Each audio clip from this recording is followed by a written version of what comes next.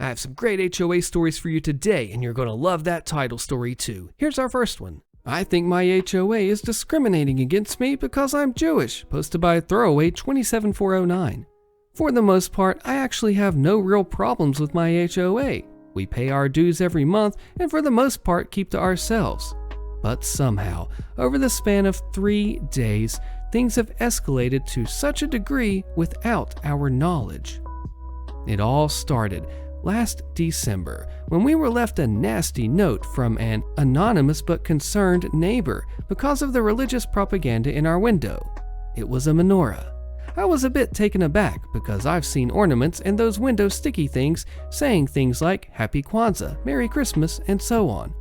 So I discreetly moved it to another window where no one can really see it because I refused to get into it right there at the holidays.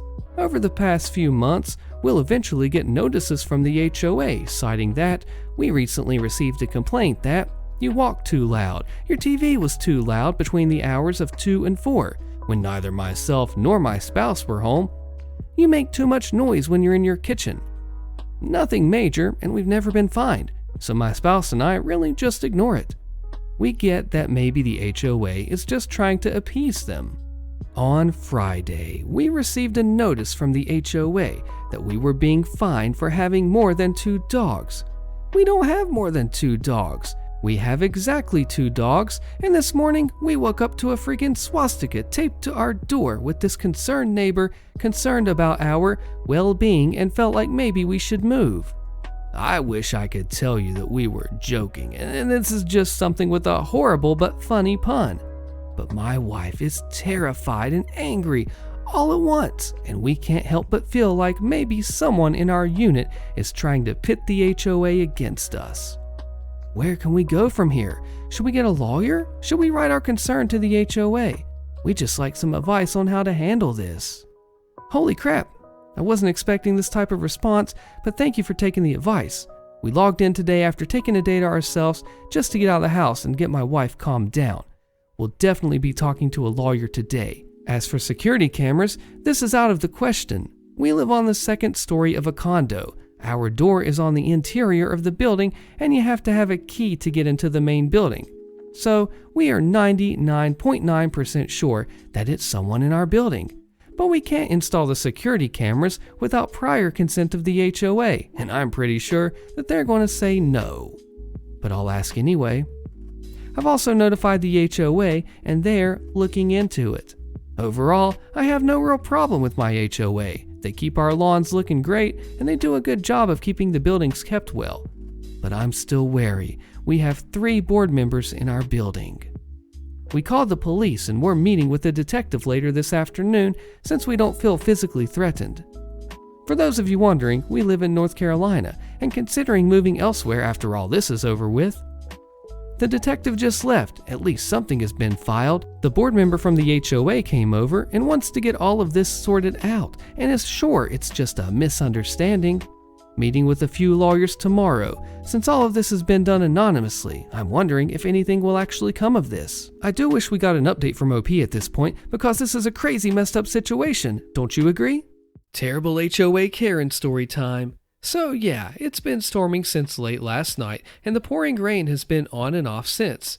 This morning I left to work and the rain let up enough to where I didn't need my umbrella, which I usually leave in my car since it almost always rains when I get out of work. I live in a gated community where residential parking is scarce to say the least. Oftentimes I, like many other tenants, can only find residential parking spots far from home. Any residents who were caught parked in a guest space were given a lovely notice with something along the lines of, "Park here again and we'll freaking tow you at your expense." Mind you, this is in a neighborhood where guest parking spots outnumber resident parking spots. HOAs, am I right? So on days when I come home after a closing shift between 10 and 11 p.m., I am doomed to park so far from my townhouse that it takes me a good 10 minutes to walk home. In the dark. Alone. Sometimes in the rain. This will be relevant momentarily. After work today, I made a quick grocery run for ingredients for tonight's dinner. It's around 6 o'clock at this point, and then it starts coming down in buckets shortly on the short drive home. I parked briefly in front of the house to drop the 4 bags off inside so I don't have to fight with my umbrella and the integrity of the groceries.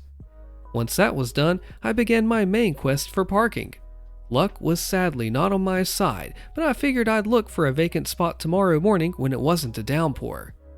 Now, I have one of those inverted umbrellas with the starry galaxy pattern that makes getting in and out of the car during the rain just so very nice, let me tell ya. They run around $19, but it's worth it. So I make my way home on foot, clinging to my umbrella as the straight down rain became the dreaded diagonal pour. I heard someone say, "Hey," and I looked to see a large woman, probably in her 60s I think, in a tight pink tank and a tighter red shorts that I almost mistook for denim panties smoking in her garage. I don't really know anyone in my neighborhood, so I wasn't sure what to think. Let's call her Entitled Lady Karen. Karen says, "Can I have your umbrella?" My overworked, underpaid, soak-shoed self just wanted to go home, make dinner, and do jack crap for the rest of the night. Who the heck asked to have someone's umbrella? Especially when the raindrops coming down are the size of grapes. I looked at her, hoping that I misheard what I clearly heard. I asked, "Pardon?" Karen says, "Your umbrella's cute. Can I have it?" I told her, no. "Well, why not? Come on, I need to check my mail." Logic.exe has stopped responding. FYI, the mailboxes were by the main gate, a 3-minute walk from my house, which was still several houses away. I said, "Because it's raining a lot and I'd rather not get soaked." Karen said, "You'll live, a little rain won't hurt you."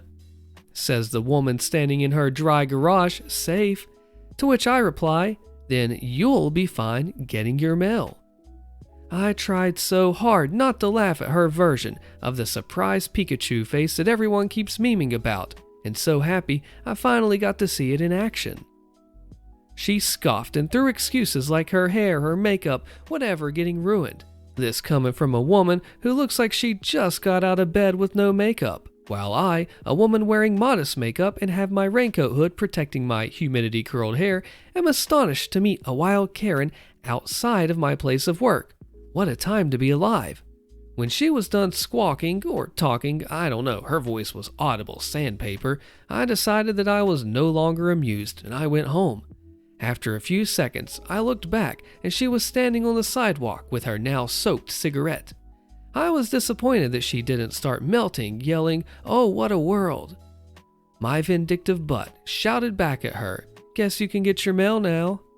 Don't worry, she didn't see where I lived, and I went on to have a nice big bowl of homemade soup for dinner. How would have you stood up to this HOA Karen, and what about those horrible parking spots? What would have you done?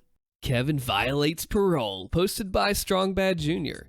A few years ago, I was a driver trainer for a large trucking company. Basically, my job was to take newly minted truck drivers and teach them how to handle themselves in the real world. Sometimes it was easy. Other times, it was like teaching a fish to play tennis. One of my students, the Kevin of the story, was so dense that he made a lead brick seem like a feather pillow. Not because of his driving, but because he almost got himself and me arrested. Here's the story. Kevin was on my truck for about 3 weeks. He wasn't the worst student I had, another Kevin has that honor, but he was far from the best. At week 2, we end up stuck in Salt Lake City, Utah after delivering a load. It was a slow time of year and SLC had always been a sparse area for outgoing loads, so I expected to have to wait to leave it out. Not a big deal, I needed the downtime. Kevin, from out of nowhere, started to seem anxious about something. When I ask him why he's so tense, he tells me he needs to get his license changed to his home state. He lived in Louisiana, but his license was from Iowa. The company used a loophole in Iowa state law by granting temporary residency to students to get them a license. After the license was issued, they had 30 days to get it switched to their home state. Not a major issue since management knew the drill and would get us to the student's home state in plenty of time. "Dude," Kevin asks, "when can we go to Louisiana? I need to get my license changed." He asked us every day for a week, but it wasn't until we were stuck in SLC that it really seemed to bug him. "Look, I've told dispatch that you need to get home. They'll work it out. Just relax." He didn't. After 3 days, we finally get to leave SLC bound for Chicago. It takes a few days, and the entire trip, I can tell he's getting more and more nervous. Eventually, he can't talk about anything else except now he needs to get home. It was getting pretty annoying.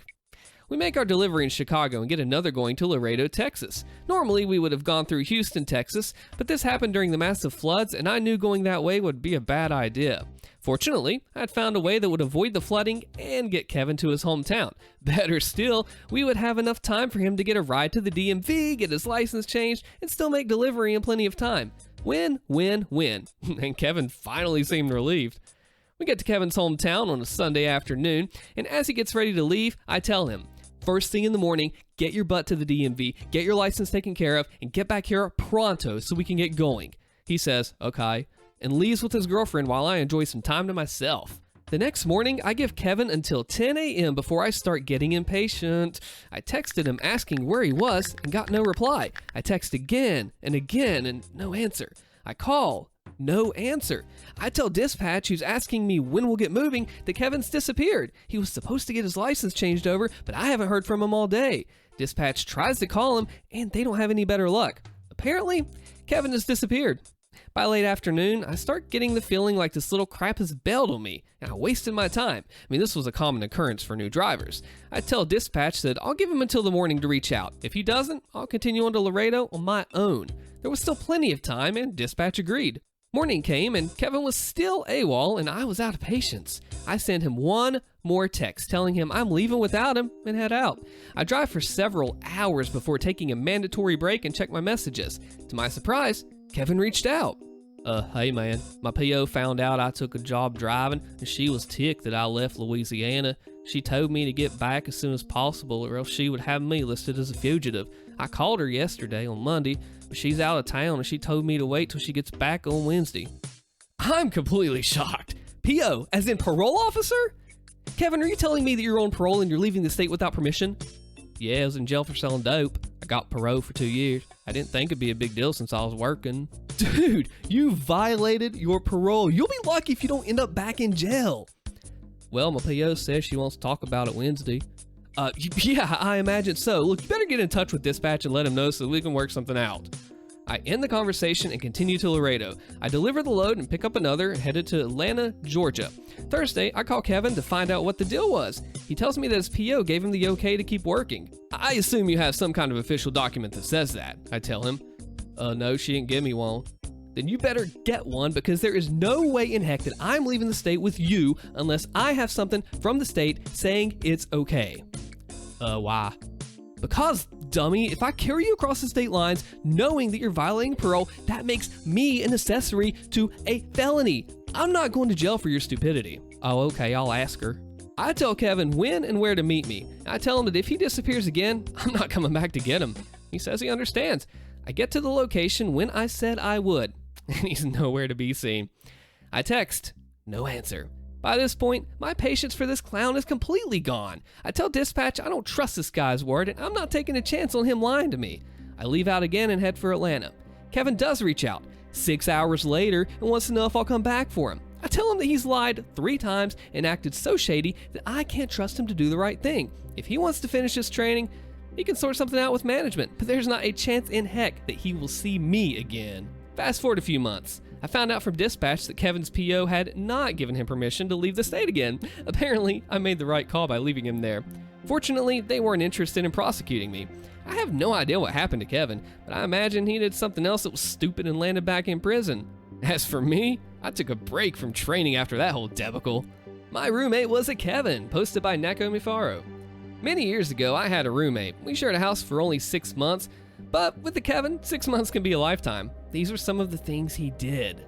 He never read the instructions of any device he bought. He bought a professional iron which has a separate water tank, and he went to work with wrinkled clothes until 3 weeks later, I told him that he had to screw the iron to the water tank where the plug was. Yes, he spent 3 weeks ironing with an unplugged iron. He brought the technician of the internet company many times because the Wi-Fi didn't work.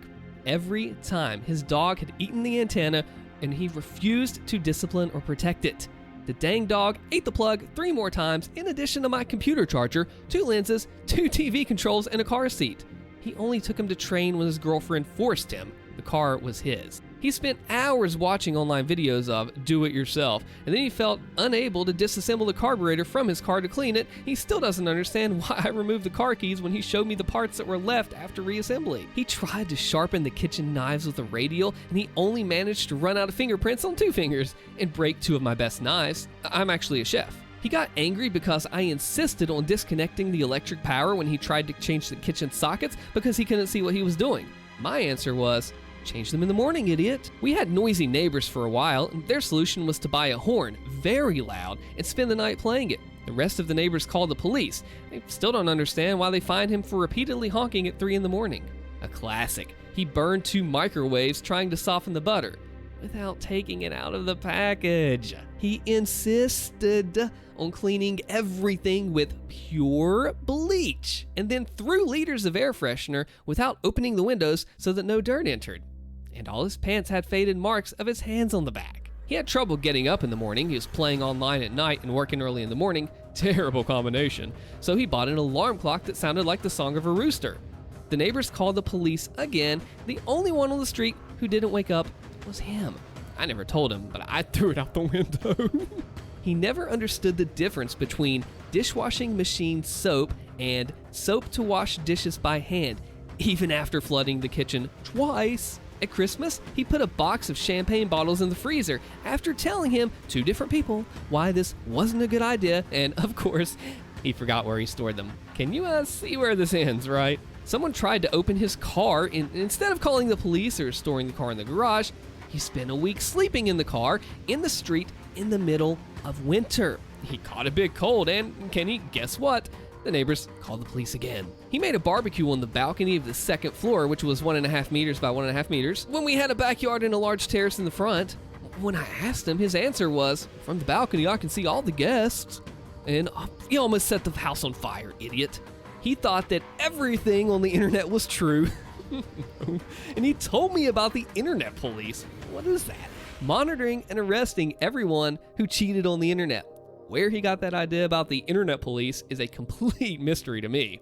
And I still have 1,000 more things, each one crazier. Like he moved in with his girlfriend 6 months later, and I don't know how he got a girlfriend who, knowing him, wanted to live with him, but I will always be grateful to that girl. I never shared a house with anyone until I married my dear husband 10 years later.